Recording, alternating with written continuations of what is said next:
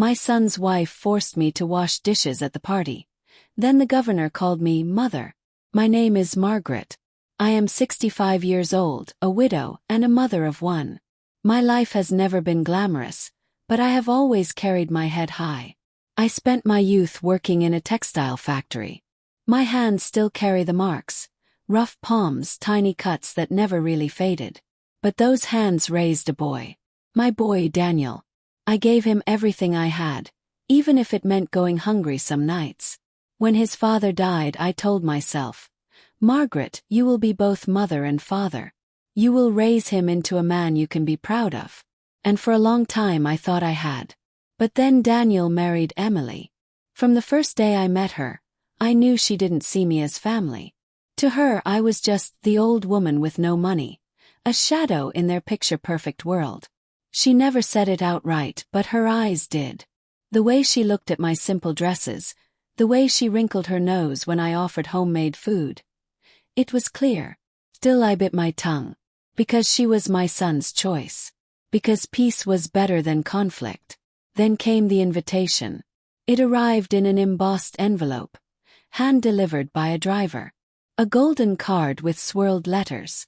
You are invited to Daniel and Emily's grand celebration dinner. Formal attire. Mansion ballroom. I stared at it for a long time. My first thought was, they don't really want me there. This is just for appearances. To show the world they are dutiful children who remember their mother. For 3 days I left the envelope on the table. Every time I walked past, my stomach tightened. Should I go? Should I put myself through whatever new humiliation Emily was planning? On the 4th day, I caught my reflection in the mirror. The lines on my face, the gray streaks in my hair, the tired but steady eyes. And I whispered, Margaret, you are his mother. No one can erase that. Not even Emily. So I decided to go. The evening of the party, I stood in front of my small wardrobe. Sequined gowns and glittering jewels were things I had only seen on television. All I had was a navy blue dress I had sewn myself years ago, and a string of fake pearls Daniel once bought me on Mother's Day when he was 10. They had faded over time, but to me they were priceless. I pinned my hair back, powdered my face lightly, and put on the pearls. As I looked in the mirror, I whispered again, Hold your head high. You are not less. When the car arrived to fetch me, my heart pounded the entire ride. Through the window, I saw mansions glowing under chandeliers, cars lined up like jewels on the street, people in sparkling gowns and tuxedos. My modest dress suddenly felt like rags. Still I straightened my back. The driver opened the door. I stepped out slowly, holding onto my small handbag. The grand double doors of the mansion loomed above me. Music floated out. Violins, laughter, clinking glasses. At the entrance, Emily was waiting. Her lips stretched into a smile that didn't reach her eyes. She looked me up and down, her designer gown shimmering under the lights.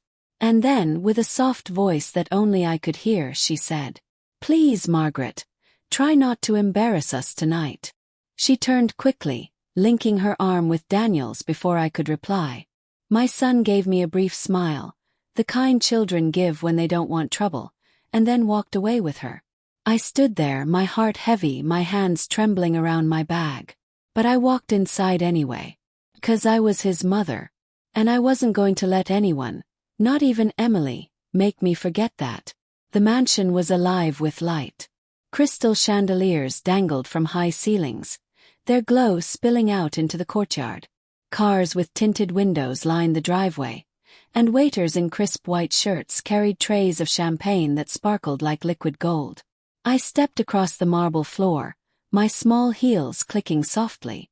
The guests were dressed like they had stepped out of a magazine. Silks, satins, glittering diamonds.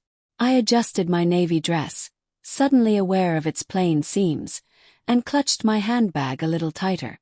Emily's voice rose above the music. Ladies and gentlemen, welcome. Her smile was wide as she floated among the crowd, the sequins of her gown catching the light like fireflies. She looked like she belonged here. And me. I felt like a guest at my own child's table. Still, I smiled gently, nodding at strangers as I searched for Daniel. When he appeared, tall in his tailored suit, my heart warmed. He was still my son.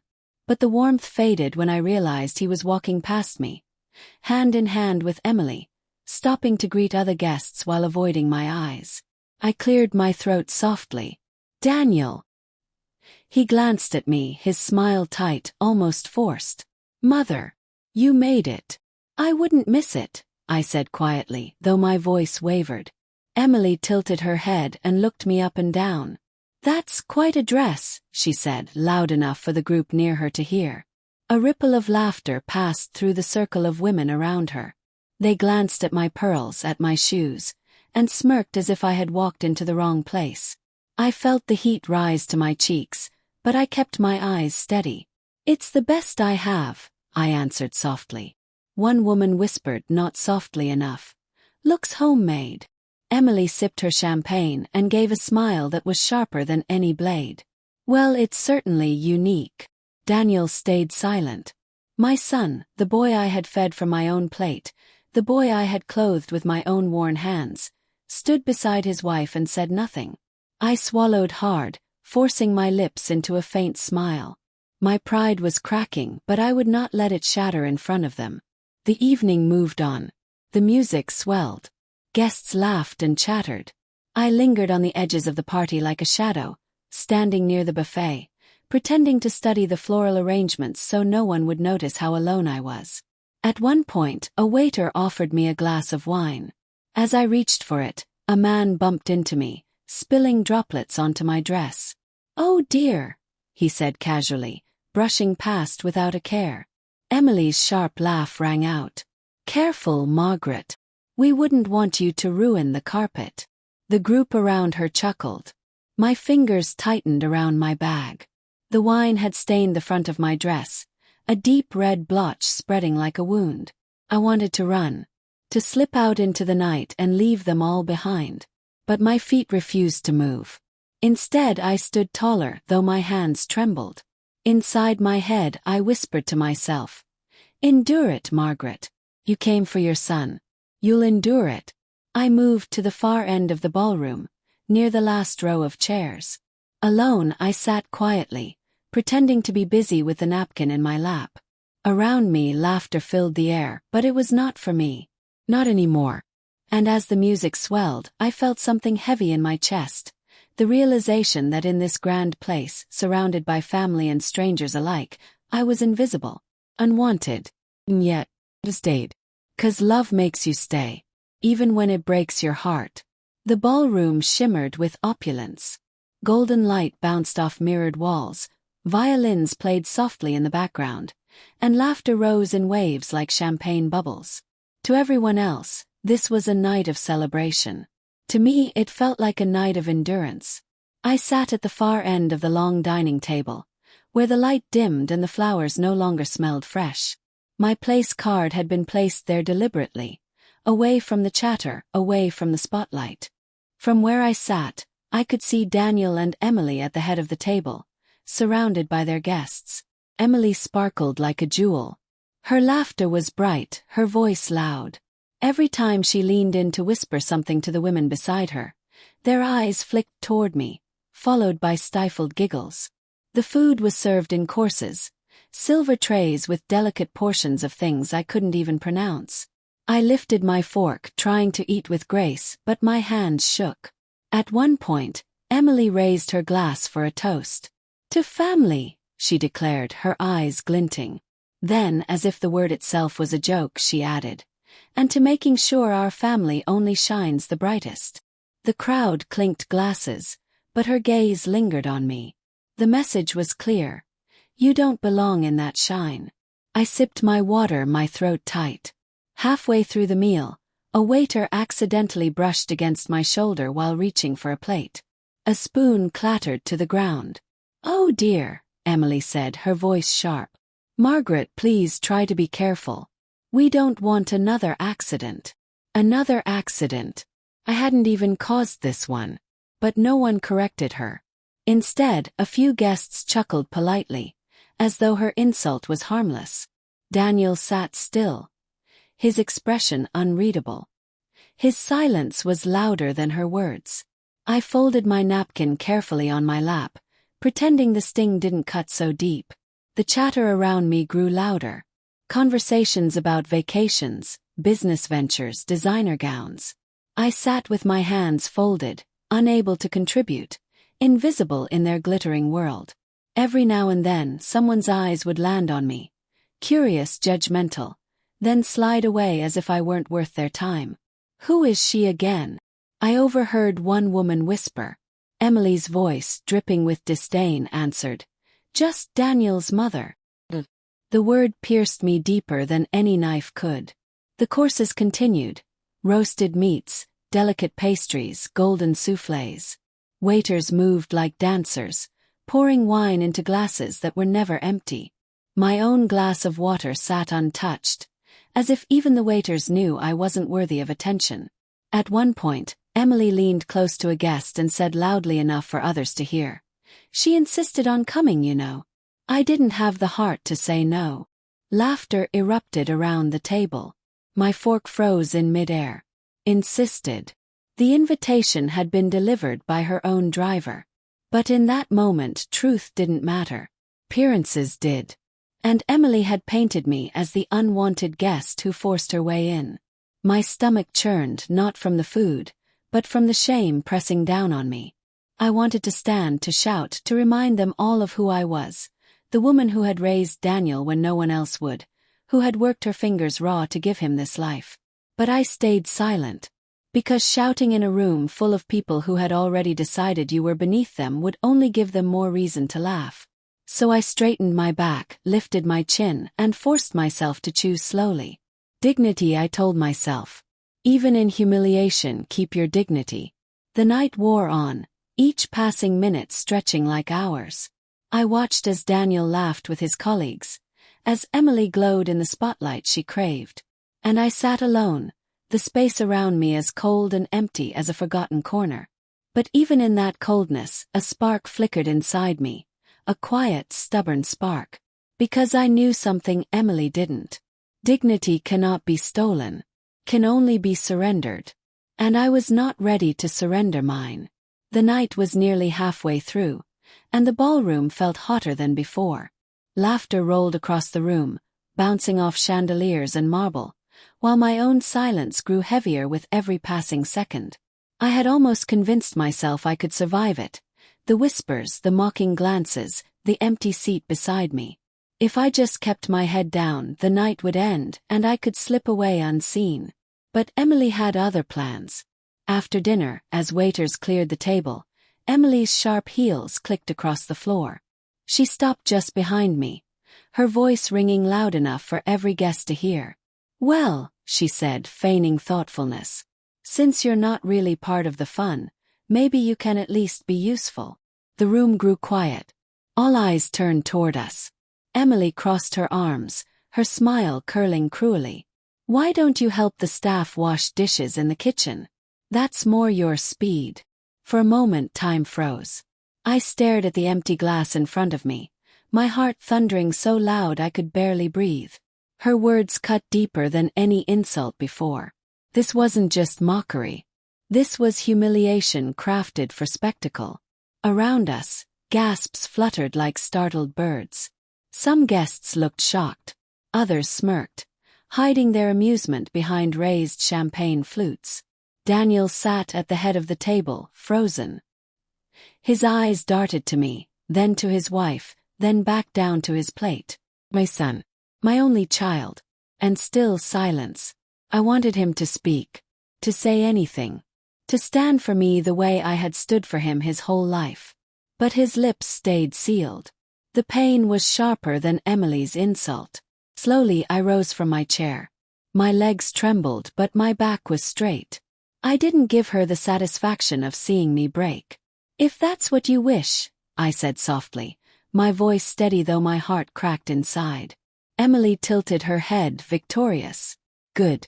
Follow the staff. They'll show you what to do." Laughter burst from the table. Not everyone, but enough. Enough to burn my ears. I walked through the crowd, past glittering gowns and polished shoes, past faces that turned away to hide their giggles.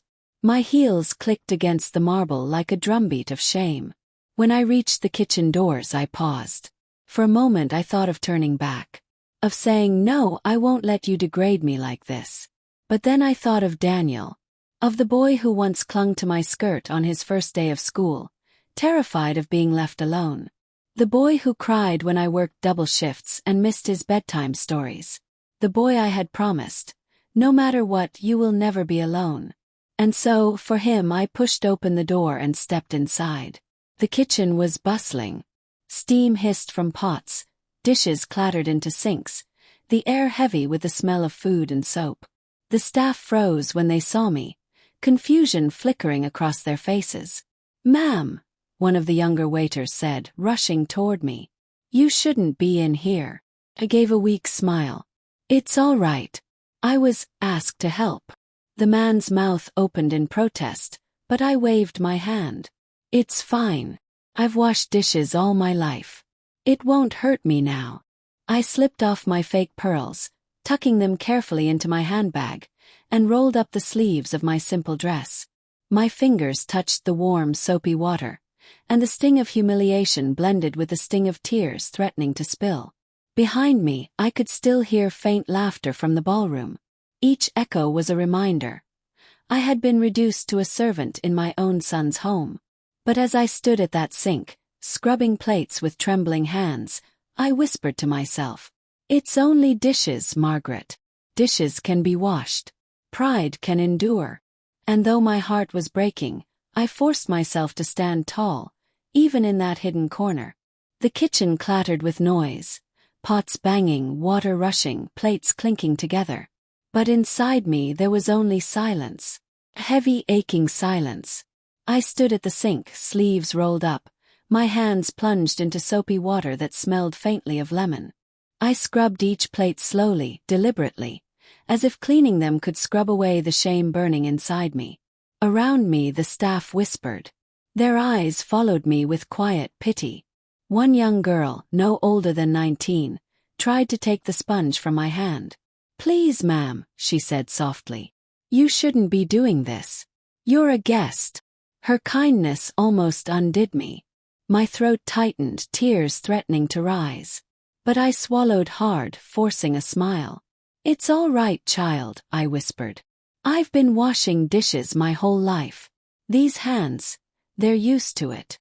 I held up my wrinkled, calloused fingers. The scars of a lifetime of work were etched there. Factory shifts, late-night cleanings, meals cooked and cleared away after long days. My hands had always served others. And once they had served my son. As the sponge moved in circles, memory washed over me. I saw myself younger, in our tiny kitchen years ago. Daniel sitting at the table with his schoolbooks spread out, chewing on the end of his pencil. I was at the sink then too, scrubbing pots after a meager dinner of beans and bread.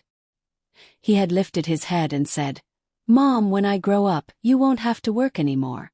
I'll take care of you." The sound of his small, determined voice echoed in my heart now. How strange that the same boy was sitting in a grand ballroom just beyond these walls, silent while his wife ordered me to the sink. My chest tightened. The shame wasn't just from Emily's cruelty. It was from Daniel's silence. That silence cut deeper than any words could. I closed my eyes for a moment, letting the steam fog my face. When did my son forget who I am? The young waiter hovered again. "You don't deserve this," he muttered. I gave him a sad smile. Sometimes life gives us burdens we don't deserve. But we carry them anyway. The words came out softer than I expected. Not bitter, not angry, just tired truth. Behind the swinging kitchen doors, laughter still floated in from the ballroom. Every burst of it reminded me that my humiliation was not private. It was the evening's entertainment. And yet, strangely as I stood there, a strength began to stir in me. Because while Emily saw me as a servant, while Daniel allowed it, I knew something neither of them could erase. My history. These hands had cradled Daniel when he was sick with fever. These hands had mended his school uniforms by candlelight. These hands had carried groceries home when we had only coins left. I was not weak. I was not worthless. I was a mother. And even if the world mocked me, even if my son forgot me, nothing could take away what I had given. A tear slipped down my cheek, falling into the dishwater. I didn't wipe it away. Instead, I let it fall, mixing with the soap and suds. Because sometimes tears are not weakness. They are the proof of love that has endured too long in silence. I set the last clean plate on the rack, my hands trembling. I stood there for a moment, gripping the edge of the sink, whispering to myself, "Hold on, Margaret. Hold on. Dignity is not something they can take. It's something you choose to keep." I straightened, smoothed my damp dress, and inhaled deeply. And though I did not know it then, just beyond those kitchen doors, the night was about to turn. Someone had arrived who would see me not as a servant, not as an embarrassment, but as something far greater. And in a matter of minutes, everything would change. I was still standing at the sink, drying my damp hands on a thin kitchen towel, when the noise from the ballroom shifted. The laughter stopped. The music softened. A hush swept through the crowd like a sudden gust of wind extinguishing candles. Frowned, listening. Something had changed. Then I heard the announcement. "Ladies and gentlemen, the governor has arrived."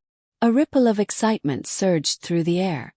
Guests gasped, chairs scraped back, and the hush turned into a chorus of applause. Through the small crack of the swinging kitchen doors, I saw him step into the ballroom. Tall, confident, dressed in a sharp suit that seemed to command respect without a word. Cameras flashed as reporters crowded near, snapping pictures. Emily's voice rose above the clamor, dripping with pride. "Governor, welcome. We are honored by your presence tonight." She was practically glowing, her hand clinging tightly to Daniel's arm as she led the governor deeper into the crowd. I could almost hear the smugness in her tone, as though she herself had orchestrated his arrival just to prove her importance. The guests swarmed, eager for a handshake, a photo, a glance. The governor nodded politely, but his eyes swept the room as though searching for something, or someone. "Where is she?" he asked suddenly. His voice carried, strong and clear. Emily blinked, startled. "She?" "Yes," the governor said, his brow furrowing. "The woman I came here to see." A murmur rippled through the crowd. Heads turned, puzzled glances exchanged. Who could he mean? Emily laughed nervously, her grip tightening on Daniel's arm. "Governor, everyone important is right here in this room." But the governor shook his head. "No, not everyone." He turned abruptly, his sharp eyes landing on the kitchen doors. And before anyone could stop him, he walked straight toward them. My heart jolted in my chest. I stepped back from the sink, my damp hands clutching my handbag. Why would he come here? The doors swung open. And then his eyes found me. For a moment the governor froze. His face softened, his lips parting in recognition.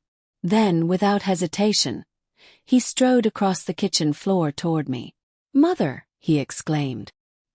His voice cracked with emotion as he reached for my hands. The room fell into stunned silence. Guests had followed him in, their eyes wide, their mouths hanging open. Reporters lowered their cameras in shock. Emily stood at the doorway, her painted smile frozen, confusion clouding her face. Daniel was behind her, pale and stiff. I blinked at the governor, stunned. "Governor!" He smiled through tears. "It's me, David. Do you not remember?" And then it came rushing back. Years ago, when I was younger and the world was simpler, I had taken in a boy. He was not my own blood, but he might as well have been. He was a student then, poor, with no family in the city. He had rented a small room in our house. And though I had little, I had shared what I could: warm meals, advice, a listening ear. That boy was now the governor. "Mother," he said again, gripping my hands tightly. "The woman who fed me when I had nothing, who gave me shelter when the world turned me away. I have never forgotten you." Tears welled in my eyes. My lips trembled. "David!" Behind us, gasps filled the kitchen. Emily's friends stared in horror. their faces drained of color. Emily herself swayed slightly, as though her world had cracked open. The governor turned, his voice sharp now. "And she's been here, washing dishes." The words thundered through the room, silencing every whisper. Emily opened her mouth, stammering, she," but no excuse could form. Daniel lowered his gaze, shame flooding his face. The governor pulled me gently to his side, his hand firm and protective. "From this moment," he said, his voice carrying authority, "she is the guest of honor." Gasps and murmurs broke out again, but this time they carried awe instead of mockery. And as the governor led me out of the kitchen, every head turned, not in laughter, not in ridicule, but in respect. The air in the ballroom was thick with disbelief. Guests stood frozen, champagne glasses trembling in their hands, eyes darting between the governor and me as if they couldn't trust what they were seeing. I stood beside him, my hands still damp from dishwater, my plain dress clinging uncomfortably to my skin. The contrast between us was stark. He, polished and powerful, and me, weary and ordinary. And yet, his grip on my hand was firm, unwavering, filled with something no one in that room expected. Reverence. "Governor." Emily's voice finally broke the silence, high-pitched and shaky. "There must be some mistake." But he turned sharply, his eyes flashing. "No mistake. This woman is my mother." Gasps rippled through the crowd like a wave crashing against rocks. Phones lifted, whispers buzzed. Reporters scribbled frantically in their notebooks. I shook my head slowly, my voice barely a whisper. "David, you don't have to call me that." But his eyes softened. How could I not? And then he spoke, his voice carrying across the room with the weight of memory. "Years ago I was just a boy.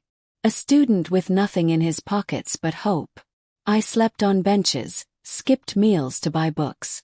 The world saw me as a nobody. But this woman..." He lifted my hand gently. "This woman gave me a home. She opened her door when she had so little herself. She shared her meals, even when it meant she went hungry. She treated me like her own." My throat closed, tears spilling freely now. The memories were as sharp for me as they were for him. The nights he came home from class exhausted, the mornings I left an extra piece of bread for him though it meant less for Daniel and me, the times I told him, "Don't give up. You are meant for something greater." The governor's voice cracked with emotion. "I would not be standing here, governor of this state, if not for her. She is the reason I am who I am today." Silence fell heavier than before. Faces shifted from mockery to awe, from disdain to shame. Those who had laughed at me now looked away, their cheeks burning. Emily's lips parted, but no sound came out. Her face had drained of all color, her proud posture wilting like a flower in frost. "Daniel, my Daniel," he stood behind her, his head bowed, his shoulders slumped. He could not meet my eyes. The shame on his face was more painful to me than any insult I had endured. The governor turned then, his voice sharp as steel. "And you made her wash dishes. You humiliated the woman I call mother." The words struck like thunder. Gasps echoed again. Emily stammered. I didn't, it was just a..." But the governor cut her off with a glare. "There are no excuses." Then he turned back to me, his expression softening once more. "Forgive me for being late tonight, Mother. Came to honor you. I wanted to surprise you, to thank you publicly. But instead I found you hidden away, treated like a servant." My lips trembled. "David, I never wanted thanks. I only did what any mother would." He shook his head, his eyes shining with tears. "No, what you did was more than kindness. It was sacrifice. And I will never let the world forget it." In that moment he pulled me into an embrace. Strong, firm, unashamed. His expensive suit pressed against my faded dress, and for the first time that night I did not feel small. The guests erupted, not in laughter but in applause. Genuine thunderous applause. Some stood on their feet, clapping with tears in their eyes. Reporters raised their cameras again, but this time they captured not a figure of pity, but a figure of honor.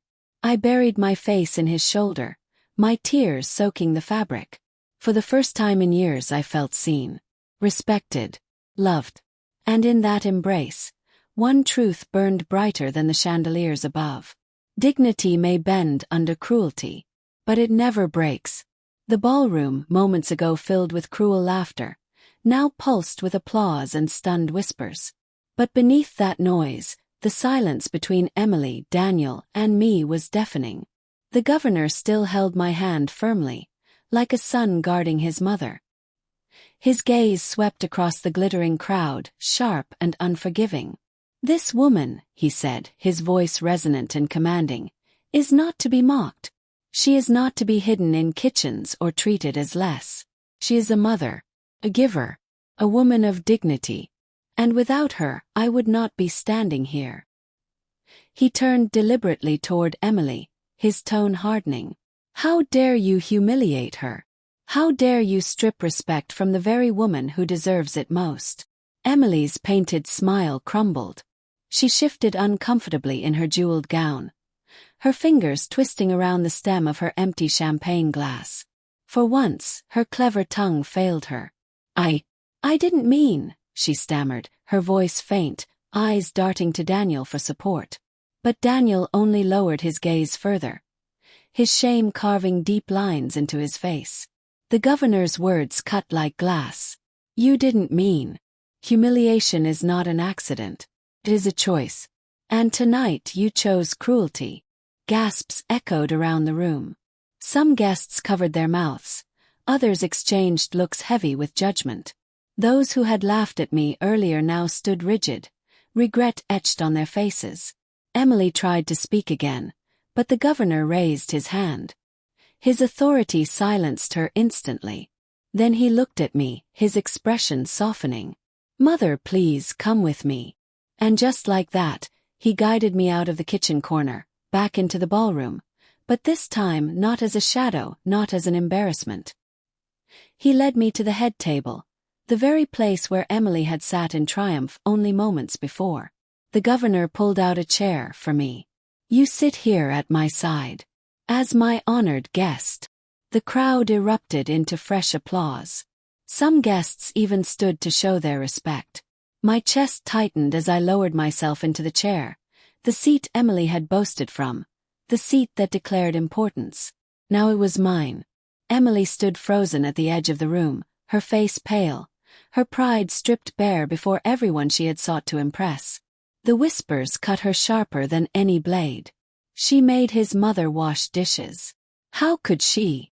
The governor called her mother. I saw her eyes dart wildly, searching for escape, for a way to salvage her dignity. But there was none. Not tonight. Daniel finally stepped forward, his voice breaking. "Mom." I looked at him. "My son. My boy." But tonight I did not see the child I had raised. I saw a man who had failed me. The governor, sensing my hesitation, placed a reassuring hand on my shoulder. "You don't owe anyone silence anymore. Not here. Not now." For a moment the room held its breath. And then, in a voice steadier than I thought possible, I said, "I came here tonight hoping only to share in my son's happiness. I endured silence, mockery, and shame because I thought love required me to suffer quietly. But respect is not something you beg for. It is something earned and deserved." The room was so quiet I could hear the ticking of the grand clock on the far wall. I turned my gaze to Emily, who was trembling now, her mask shattered. "You wanted me hidden, made small. But kindness cannot be hidden. Sacrifice cannot be erased. And dignity outlives cruelty." Gasps and murmurs spread again, but this time they were not mocking. They were in awe. Emily's face collapsed in on itself, her lips quivering with words that would not come. Daniel reached for my hand across the table, but I pulled it gently away. It was not anger that guided me, but truth. Tonight was no longer about their pride. Tonight was about reclaiming my own. The governor raised his glass high. "To the woman who shaped me. To the mother who deserves honor." The guests followed, glasses lifting, voices rising. "To her." And as the chandelier light sparkled across the room, I sat tall in the seat of honor, not as a servant, not as an outsider, but as the mother I had always been. The sound of glasses clinking echoed through the ballroom like music, but I sat quietly, my fingers trembling around the stem of mine. The governor's words still rang in my ears, lifting me higher than I ever imagined I could stand that night. But then my eyes fell on Daniel, my son. He stood just a few steps away, his head bowed, his face pale under the golden lights. The boy I had once carried on my back, the boy I had shielded from hunger and hardship, now looked like a stranger in a fine suit. Slowly he approached. Each step was heavy, weighed down by shame. When he finally reached me, he knelt at my side, his voice breaking. "Mom, I'm sorry." Gasps rippled through the crowd. The sight of a man, wealthy and polished, kneeling before his mother, was not what these guests expected. But I saw no pride in him tonight, only regret. I looked into his eyes, searching for the boy I once knew, searching for the promise he once made. "One day, Mom, I'll take care of you." Tears welled in his eyes. "I let you down. I should have protected you tonight. I should have spoken up. Instead, I stayed silent." His voice cracked. "Please forgive me." The room was still. Even Emily, standing stiff and pale in the corner, dared not interrupt. My chest ached, torn between hurt and love. Because despite everything, he was still my son. My only son. I placed my hand gently on his shoulder. "Daniel, I raised you to be strong, to stand for what is right. But tonight you forgot. You let the world's glitter blind you to what truly matters." He lowered his head, tears spilling onto the polished floor. "I know. And I will never forgive myself if you don't forgive me." The governor stepped forward, his voice soft but firm. "A man's worth is not measured by his wealth, but by how he honors his mother. Tonight you have a chance to begin again. Do not waste it." Daniel's shoulders shook as he whispered, "I promise. I'll never let this happen again." The room seemed to exhale, the tension softening just slightly. Some guests wiped tears from their eyes. Others nodded quietly, touched by the scene before them. I took Daniel's hand, lifting him gently to his feet. "I forgive you," I whispered, though my heart carried scars. "But remember this, my son. Respect is not a gift you give when convenient. It is a duty. A daily duty." He nodded, his lips trembling, his hands clutching mine like a lifeline. Then my gaze shifted to Emily. She stood frozen, her proud posture shattered, her eyes wide with panic. She had been stripped of every shield, every mask. The governor's voice turned cold again as he addressed her. "You sought to elevate yourself by tearing another down. But tonight the truth has shown who you really are. The shame you feel now is the fruit of your own cruelty." Emily opened her mouth, but the words caught in her throat. No apology came. No excuses could save her. The silence of the guests spoke louder than any rebuke. She was undone, not by shouting, but by the weight of her own actions revealed in the light of truth. I turned back to the crowd, my voice steady, surprising even myself. "Let this night be a lesson to us all. Wealth fades, beauty fades, power fades, but love and respect, these are the only treasures that last." Applause swelled again, but it was not the hollow clapping of earlier. It was heartfelt, reverent. For the first time I felt their eyes not looking down on me but up to me. The governor raised his glass once more. "Tonight justice has been served.